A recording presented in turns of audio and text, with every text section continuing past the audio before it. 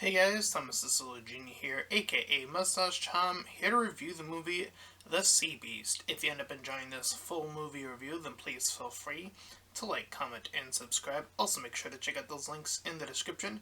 One will head you over to my petition to help out small YouTubers, second and third to my Patreon and PayPal where you can help support me and the channel directly, and fourth to my Discord server where you can join, collab, and chill your own content for free, and chilling will be reminded at the end of the review. With all that out of the way, let's get into The Sea Beast. So I had seen this trailer, I would say about 2 times before seeing this movie. I guess this is just pure Netflix, because I didn't see any other branding on this movie. I was wondering, this doesn't seem like any other thing, except it sort of the design of the creature, with the eyes in particular, sort of reminded me of the, How to Train Your Dragon, so I guess DreamWorks a little bit into its design. So yeah, it was interesting, seeing this sea beast, as it were, after the trailers. So let's just jump right in. With that, we start off with a pretty visually interesting looking set in the water, where we see this young boy just drifting along in the water. And we see this large creature pass underneath him. However, we cut to some time, and we have this Captain Crew story being read by Maisie, who talks about these hunters, and she, based off of all the information, she is an orphan. She makes that quite clear quite a number of times throughout this story. And it was escaping from the orphanage this time, paid another kid some coin to take her spot, and made her way out. We then cut to our ship, where we see Jacob, our lead character. They spot, as they're hunting for the red beast, as we see here in the poster, they see that a ship behind them is being attacked by some other beast, so their crew turn back in order to help. Their ship is a pirate ship, or quote-unquote pirate ship. I'll put that in quotes. It's not actually a pirate ship, but it's called the Inevitable. So they're able to pull away this blue creature, this blue-like beast, out from attacking this other ship. They see that it is kind of toying with them a little bit, as it heads underneath their ship, and even gives them a run from underneath them. However, with Jacob and various other crew members, go on the attack. But Jacob is hit overboard in the process of after hitting the beast. So the captain, enraged of the ship, jumps in for the kill shot, and gets it. What he assumes is the kill shot, I should say. But the captain is pulled down for a pretty lengthy time. But he manages to escape after the fact, and swim back up. He overhears the crew's take on this missed opportunity, I suppose, when they did cut off at least a piece of this monster, to decide to head home, because that's all they wanted to do, is sort of claim that they killed the creature. But nonetheless, Jacob inspires the crew down below when he returns and is recaptured with them.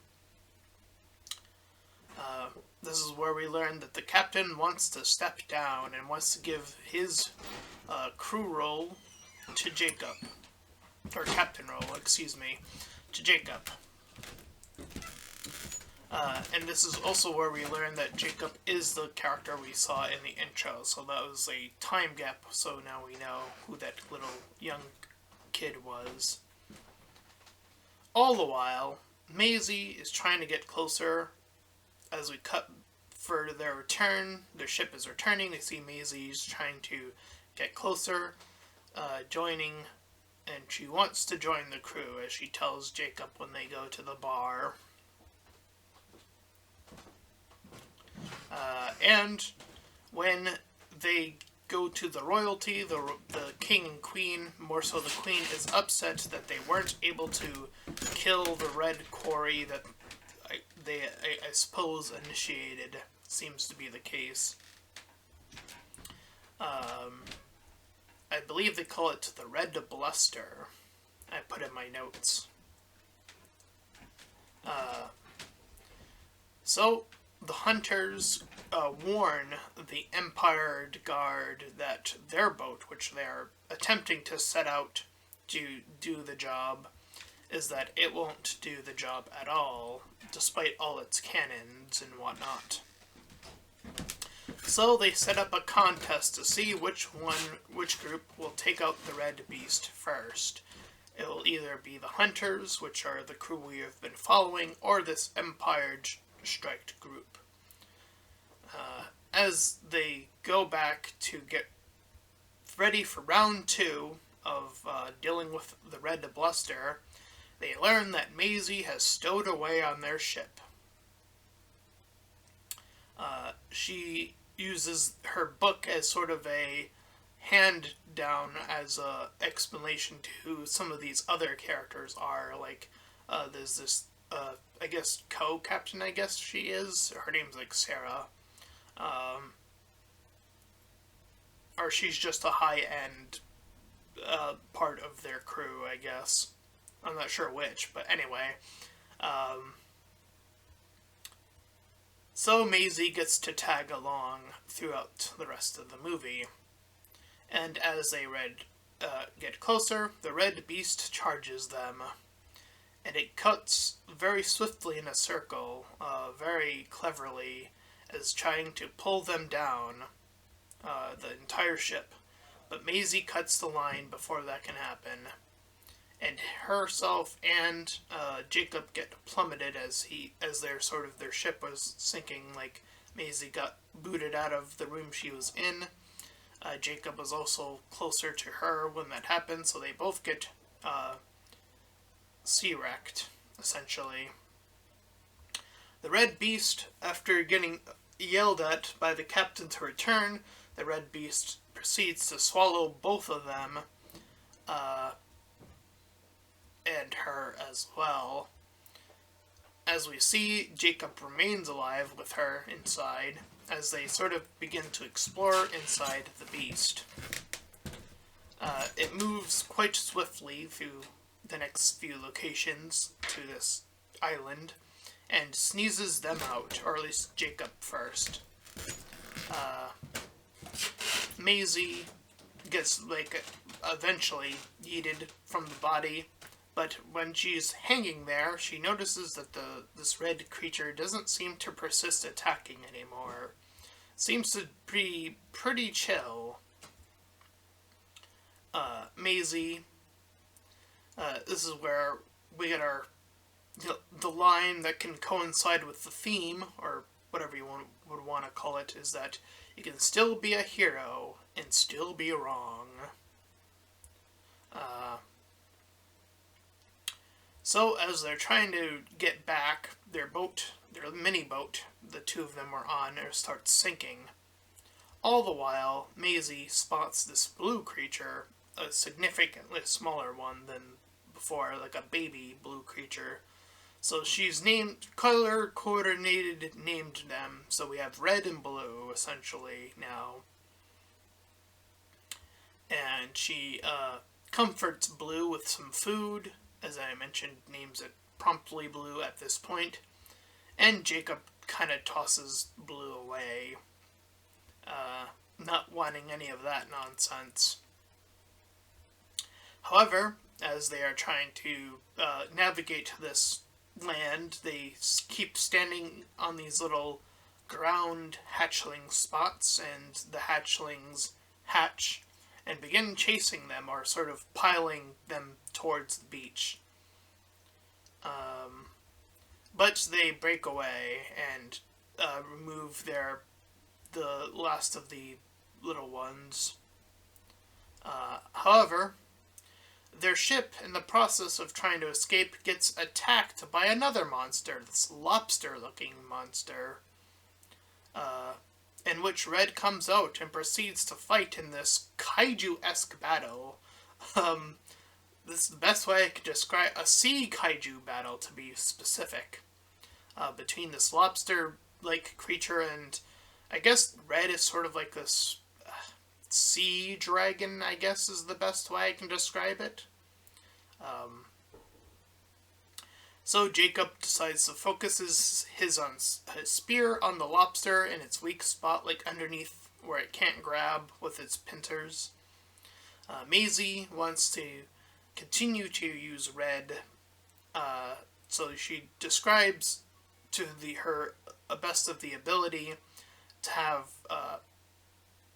this creature pick them up, in which it does proceed to do so. So Maisie does seem to gauge how to make the creature respond to her request, seems to be. And in fact, in following that suit, she does it again, not too far after.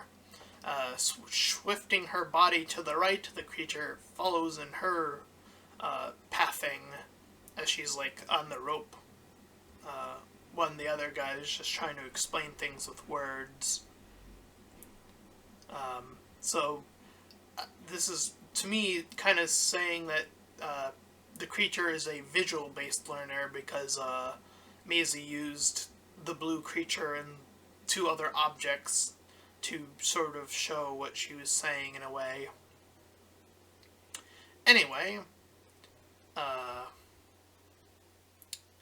so we see that Maisie begins to pull out the spears that have been hooked into Red, all the while cutting away for a bit from our main crew. We cut back to the captain, who's desperate for revenge, and he recruits or goes into this dealing debt with this, I guess, witch / potioner ? I'm not sure what her full deal is. It seems to imply that since he made some sort of deal, that she was some sort of, I don't know, thing. It never comes to fruition, so I'm not sure what her full shtick was. Anyway, so we continue to see that Red supports the people who are on it by swirling all the fish around so they can have an easier time fishing. And this is where Jacob also begins to help with some of the spear removal from the sea creature Red. This is where he begins looking and kind of questioning these books that have been prompted throughout the story earlier on, primarily through Maisie, and sort of looking at himself in a way through this book. And Jacob and Maisie are inside Red for a while again, just chilling there while the storm is passing. All the while, the captain is also getting closer to them, so they're converging all on one spot.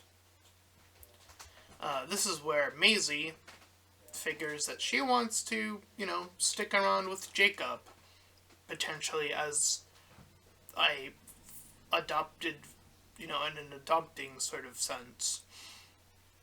But Jacob sort of plays it off at the time as not really sure what she's trying to get at, as she sort of goes a roundabout way of explaining it. Anyway, We also see that already converged here is the royal ship. And they're on this island, and Red rushes the ship and tears it in two. So it really didn't do its due diligence at all.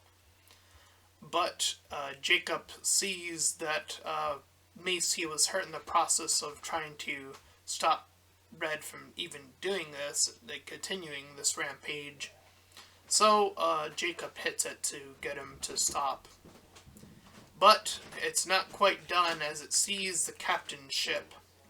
So it goes after the captain's ship and is hit with this poisonous spear that he bought. This is where Jacob approaches with her back to the captain. And once she is cared for and some time has passed, she tries to attack the captain, but he just sits there while she kind of ungains consciousness again. But as they are approaching closer and closer to, I guess, what I would call a capital, or wherever this takes place, where the king and queen are, essentially, is where their ships are heading, or their ship, I should say, singular. This is where, when the girl wakes up, Maisie, she sees that all the books have all the same markings, and she puts together that these stories were put together by the same royal family.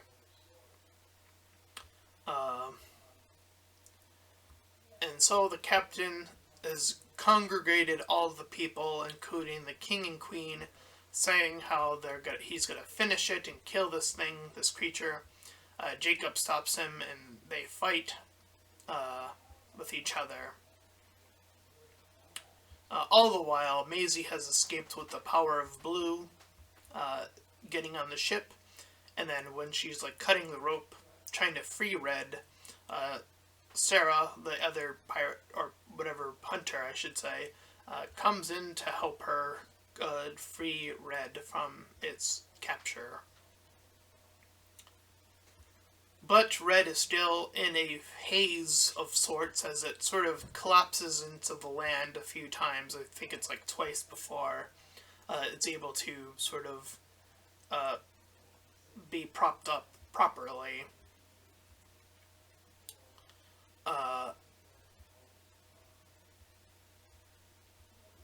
And thus, Maisie tells the people through a speech after the fact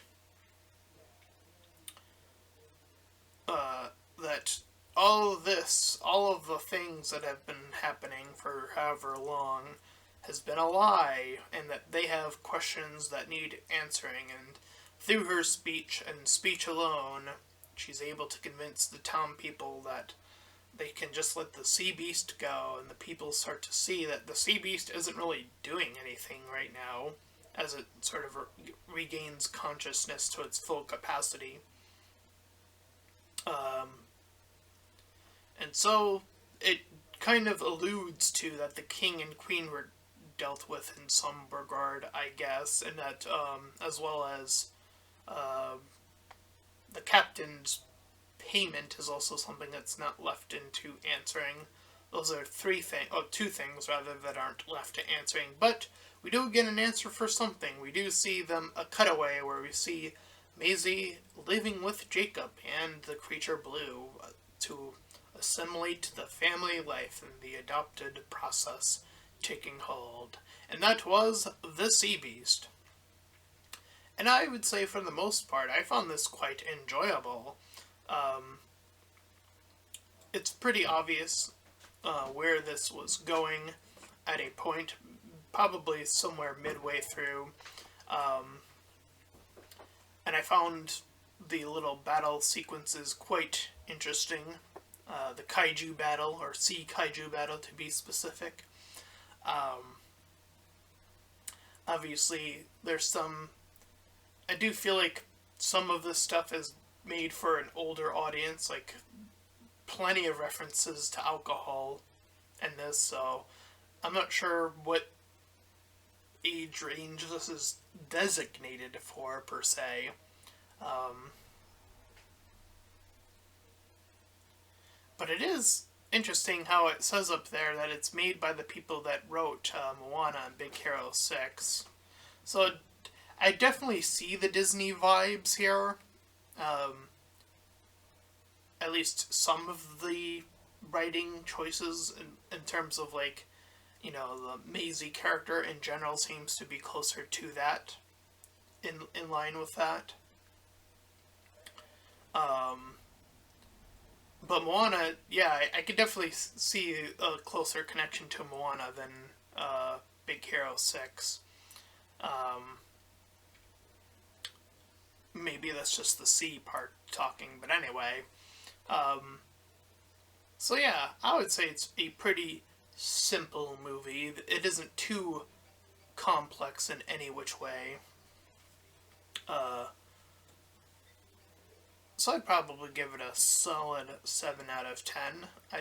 Well, there are the unanswered questions, which I don't know how I feel about that objectively or subjectively. It's just something to point out, I suppose. But that is my review for The Sea Beast, and if you ended up enjoying it, then please feel free to like, comment, and subscribe. Also, make sure to check out those links in the description. And one will head you over to my petition, so you can third to my Patreon and PayPal, and fourth to my Discord server. Any and all donations are greatly appreciated, and until next time, everyone, bye-bye.